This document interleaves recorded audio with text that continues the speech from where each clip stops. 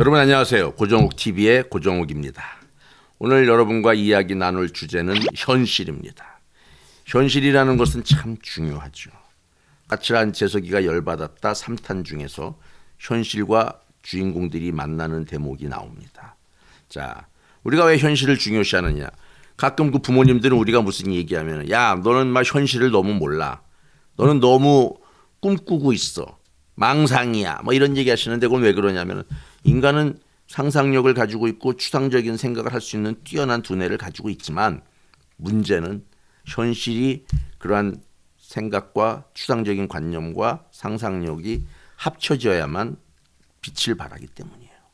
자, 근데 현실을 무시하고 우리가 문제를 일으키거나 현실을 무시하고 이상에만 치우치게 되면 반드시 상처를 입거나 문제가 발생합니다.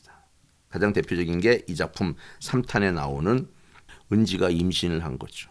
그리고 임신을 함으로써 현실의 냉혹함을, 현실의 차가움을 본격적으로 느끼게 되는 겁니다. 그런데 이 간접 경험을 통해서 여기 주인공들도 같이 이 현실의 엄청난 벽을 느껴요.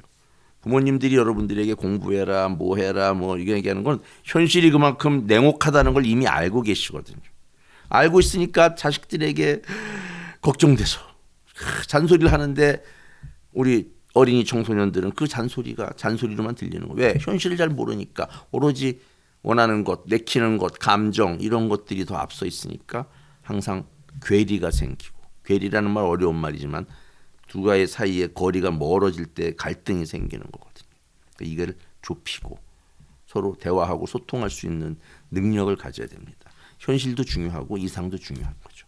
사랑하는 것도 중요하지만 학업도 중요한 거고 이 모든 이야기들이 이 책에 담겨 있어요. 제가 한번 읽어보도록 하겠습니다. 현실에 어떤 문제가 발생하는지. 읽을 곳은 까칠한 재석이가 열받았다의 56쪽입니다. 민성이 함께 걸으며 좌우를 휘휘 둘러보았다. 재석과 민성은 야자를 빠지고 권 선생을 만나기로 한 강남역 근처 커피숍에 먼저 가서 자리를 잡았다. 조금 기다리자 권 선생이 모습을 드러냈다. 이제 막 직장에서 퇴근한 전형적인 직장인의 모습이었다. 하지만 사회복지사답게 꾸밈은 수수하게 이를 데 없었다. 안녕하세요. 민성과 재석이 자리에서 일어나 인사를 했다. 오랜만이야. 야, 둘 다 키들도 더 크고 어른이 다 됐네. 세 사람은 자리에 앉았다. 권 선생이 음료수를 주문해 앞에 놓아주었다. 그래, 이야기는 들었는데 미혼모 아이가 생겼다고? 네. 재석과 민성은 결국 권 선생을 만나 직접 상담을 받기로 했다.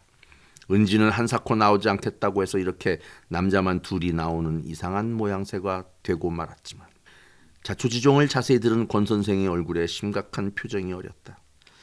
어떻게 처리해야 할지 모르겠어요. 애 아빠가 저희랑 불량 서클에 같이 있던 애인데 지금 연락처를 알아보는 중이긴 한데 아직 통화를 못했어요. 그렇구나. 빨리 알아봐야겠네. 그런데 걱정도 좀 돼요. 무슨 일로?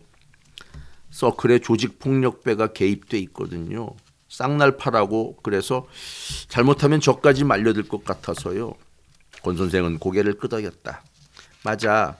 재석이가 불량 서클에 있다가 나왔다고 그랬지?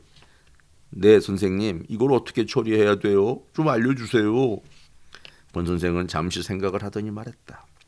재석아, 우리나라에서는 현재 미혼모, 특히 청소년 미혼모가 1년에 15,000명 정도 생긴다고 보고 있어. 그렇게나 많아요? 그래. 그런데 아기를 낳는 아이들은 5,000명에서 10,000명 사이니까 반 이상은 불법으로 낙태를 한다는 거지. 차분하게 권 선생은 미혼모 청소년들의 임신에 대해서 설명을 해주었다. 그럼 이 아이들을 누군가 보호해 주어야 하잖아. 은지는 누가 보호하고 있지? 미혼모 시설에 있다가 도망쳐 나왔거든요. 어쩌다가 그 위치를 부모님이 알았다나 봐요. 그래서 아기를 지우라고 할 게 뻔해서 도망쳐 나왔대요. 그렇구나. 권 선생은 한숨을 푹 내쉬었다. 미혼모 시설에 들어갈 수만 있어도 행복한 축에 들어. 현재 우리나라에서는 미혼모의 30% 정도만 수용할 수 있거든. 처음 듣는 이야기였다. 그렇다면 나머지 아이들은 어떻게 아기를 낳고 돌보는지 상상도 되지 않았다. 청소년이 임신을 하면 얼마나 무서운 일이 벌어지는지 재석과 민성은 피부로 느끼며 이야기를 들었다. 정말 중요한 문제는 이거야. 아기도 중요하고 생명도 중요하지만 미혼모 입장에서 가장 큰 문제는 애를 낳고 학교로 돌아갈 수 없다는 거야. 왜요? 왜 학교로 못 돌아가요? 아기 낳는 거하고 공부하는 건 아무 상관없잖아요. 민성이가 물었다. 그렇지, 상관없지. 만약 우리나라가 대만이었다면 달랐을 거야. 대만에 실태조사를 하러 간 적이 있는데 너무 부러웠단다. 글쎄, 대만에는 여고 안에 아기 젖 먹이는 방이 있거든. 여고생이 학교에서 아기 젖을 먹일 수 있고 산부인과에도 청소년만 들어갈 수 있는 문이 따로 있어. 다른 사람들 시선을 의식하지 않고 들어와서 마음껏 상담을 받으라는 거지.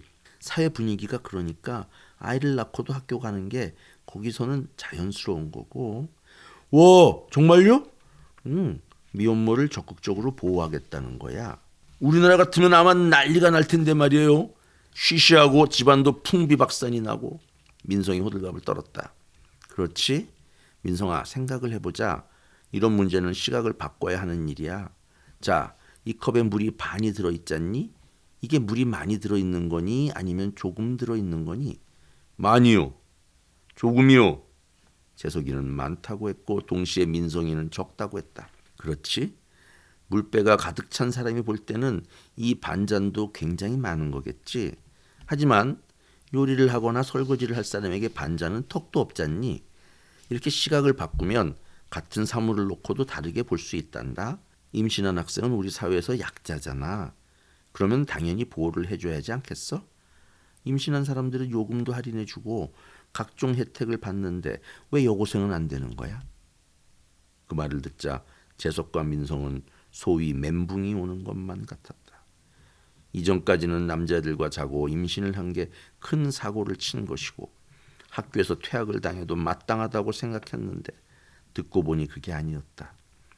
지금까지 아무 의심 없이 옳다고 믿고 타당하다고 여겼던 것들이 보는 시각에 따라 그렇지 않을 수도 있다는 것을 깨달았기 때문이다. 자, 여기서 보면 대만의 사례가 나오지 않습니까? 대만이 그런 면에서 우리보다 선진국이에요. 현실을 인정한 거죠. 학생들이 느끼는 감정과 그들의 현실을 인정해서 지원을 하고 청소년들이 성관계를 맺고 임신해서 아이를 키울 수 있도록 도와주는 거예요. 왜? 그 아이들도 국가의 자원이고 자산이라고 이미 우리보다 훨씬 앞선 생각의 프레임을 갖고 있고 현실을 개선한 겁니다. 아직 우리나라는 여기까지 가려면 멀었지만 언젠간 이렇게 그래도 될 거라고 생각해요. 왜? 인구가 줄어들고 있고 사람이 정말 소중하다는 걸 우리 요즘 많이 느끼잖아요. 그래서 미혼모들이 개인적으로는 불행하고 힘들지만 국가 사회가 과거의 틀과 과거의 관념과 생각에서 벗어나서 현실을 직시하고 청소년들이나 미혼모들의 어려움을 받아들이고 도와주는 것이 나가야 할 방향이라고 생각해요. 그렇다고 해서 우리 어린 청소년들이 마음껏 뭐 이런 일을 벌이라는 얘기는 절대 아니고요. 사회와 현실은 얼마든지 우리가 바꿀 수 있다. 요 얘기를 하고 싶은 겁니다. 자, 그래서 이 책에 나오는 은미는 그 희생양이 된 거고요. 하지만 걱정하지 마세요. 이들에게는 재석이와 민성이가 있지 않습니까? 얘네들의 활약상 여러분 기대해 주시고요. 현실은 냉혹하다는 거 절대 잊지 마시고 경고망동하지 말아야 됩니다. 자, 다음 시리즈 곧 또 여러분에게 소개해 올리겠습니다. 좋아요와 구독 많이 눌러주세요. 감사합니다.